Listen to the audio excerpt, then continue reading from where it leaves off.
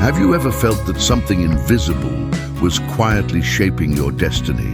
That unseen forces, beautiful and divine at first glance, were secretly testing, twisting, and reshaping your path?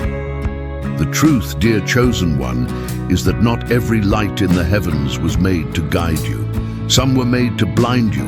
The universe, in all its brilliance, hides powers that seduce even the purest souls. Powers that whisper promises of greatness, but take everything from you in return. Your peace, your clarity, even your faith. Tonight, we're not talking about darkness disguised as evil. We're talking about light disguised as perfection.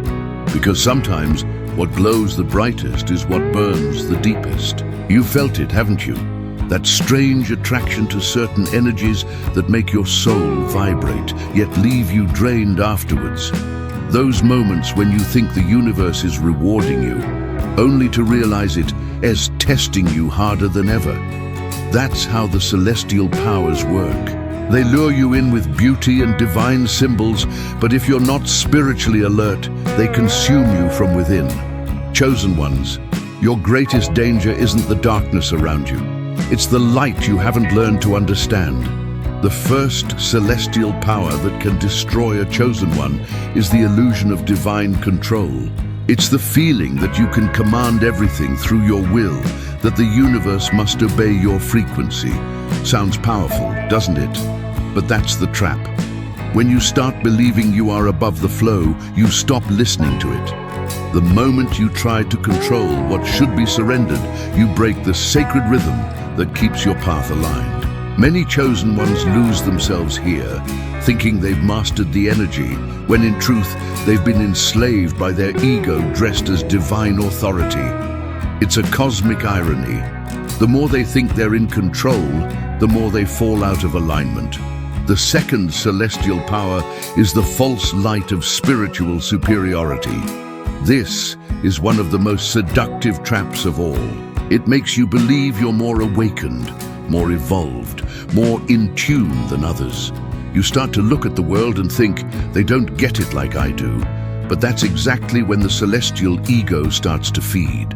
A subtle, luminous parasite that feeds on your pride. The divine doesn't reward hierarchy, it rewards humility.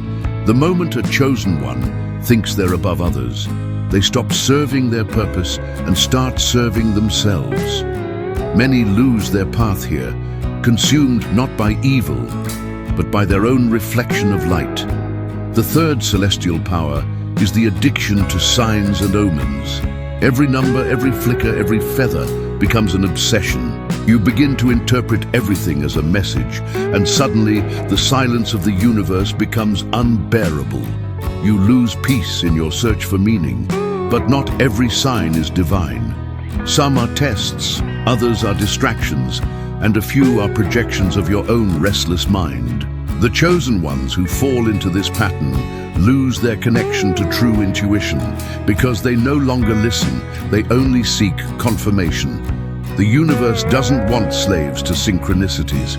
It wants souls who can stand in stillness even when no sign appears. The fourth celestial power that can destroy you is the craving for constant ascension. You've been told that evolution never stops, that you must keep raising your vibration endlessly, that stillness means regression. But that's the lie.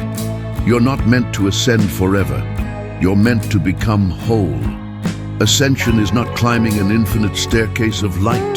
It's learning to rest at the center of your being. Many chosen ones get trapped chasing higher states of consciousness, burning themselves out in the pursuit of perfection. They meditate until exhaustion, fast until weakness, manifest until their soul aches. The universe never asked for obsession, it asked for balance. When you stop trying to be more divine and start being truly human, that's when your light becomes real. The fifth celestial power is the illusion of purity. This one wears a golden robe and speaks softly. It tells you to reject everything that seems low or imperfect.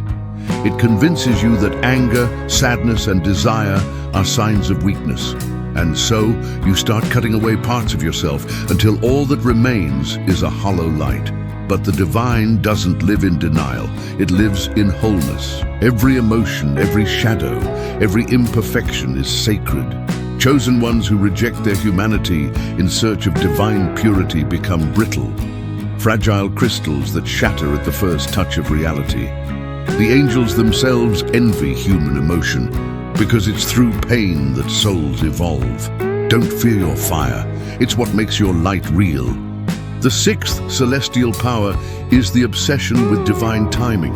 You start believing that if it hasn't happened yet, it's not meant to, that the delay means rejection. But time, for the chosen, doesn't follow logic. The universe isn't punishing you when it delays something. It is training you to stay aligned while waiting. Many chosen ones give up right before the manifestation appears, poisoned by impatience. They confuse stillness with stagnation, forgetting that silence is where the divine does its deepest work. Those who endure the waiting with faith unlock a power far greater than instant gratification, the mastery of surrender. The seventh celestial power is the voice of the false guide, the whisper that sounds divine but feels just slightly off.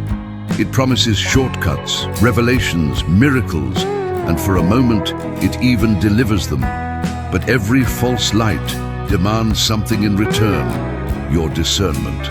When you give in to every message without testing its vibration, you stop being guided and start being manipulated. The universe gives true guidance through peace, never through urgency or fear. The chosen ones who survive this test learn to listen with their hearts, not their ears. Each of these 7 powers carries light, but not all light was made for you. Some exist to test your discernment, to purify your spirit, to burn away illusion. You weren't chosen to follow light blindly. You were chosen to see through it. And if you've ever felt drained, lost, or confused despite being deeply spiritual, that's not failure. That's the proof you've been walking through the celestial fire meant to forge you into something indestructible. You've been fighting not against darkness, but against deceptive light. And if you can see that, then you're already awakening. Stay with me, because the deeper we go, the more you'll realize how these divine illusions shape the fate of every chosen soul. In the next part, you'll discover how to protect your energy from these celestial traps and how to turn their power into your greatest weapon of transformation. They say light always protects the chosen ones, but they forget that even light can deceive. The higher your vibration, the more tempting the illusions become. The celestial powers don't attack you with darkness, they seduce you with brilliance. They make you believe you're safe just because you see clearly. But clarity without grounding is madness disguised as enlightenment. And that's where most chosen ones fall. Not into evil, but into excess. The universe watches silently, waiting for you to remember. Not every shining thing deserves your devotion. When you start to see through these celestial tricks, the first thing you'll notice is that your world becomes quieter. The noise fades, the false lights stop flashing.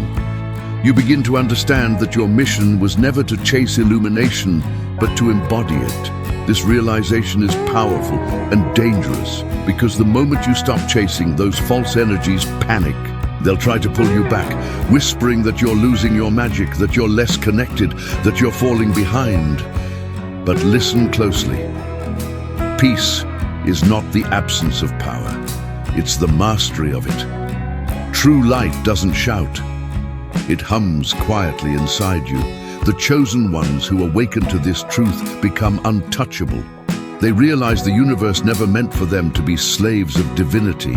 You weren't born to worship the stars, you were born to become one. But the irony is that you only reach that level of radiance when you stop trying to prove your light. That's why the universe isolates you, to break your addiction to recognition. The chosen are pulled away from crowds, not because they're unwanted, but because their soul needs silence to remember its sound. Solitude is not punishment, it's purification. Every time you resist the pull of these celestial illusions, you reclaim a piece of your true essence. You start to feel lighter, but not in the way of floating, in the way of knowing. Your intuition sharpens. You can sense manipulation before it reaches you. Your dreams stop being chaotic messages and become clear conversations with your higher self. You learn that not everything that sparkles is divine guidance. Some of it is just energetic noise, and in that silence, you start to rebuild your inner temple, not with rituals or crystals or affirmations, but with truth, humility, and discernment. The chosen ones who master discernment become living paradoxes. They shine brightly, but they no longer crave attention. They know everything, but they claim nothing. They move through chaos calmly, because they've already seen both heaven and the illusion of it. They don't seek the approval of angels, nor fear the judgment of men. They simply walk, radiating quiet certainty. And that, my dear chosen ones, is what makes them dangerous to the false lights. Because once you stop depending on external validation, you become self-sustaining, a source of divine energy that needs no permission to exist. But be warned, when you reach that level of clarity, the final test arrives.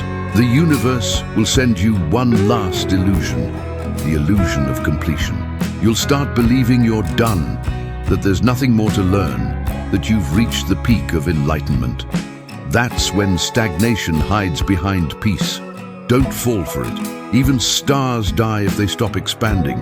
The key isn't to keep ascending, but to keep growing. Growth means curiosity, humility, and movement, not perfection. The moment you believe you've mastered the universe is the exact moment you stop evolving. So what can the chosen ones do to survive the celestial fire? The answer is disarmingly simple. Stay human. Yes, human. Feel deeply, cry loudly, doubt bravely, love recklessly, and forgive constantly. The divine doesn't need your perfection, it needs your authenticity.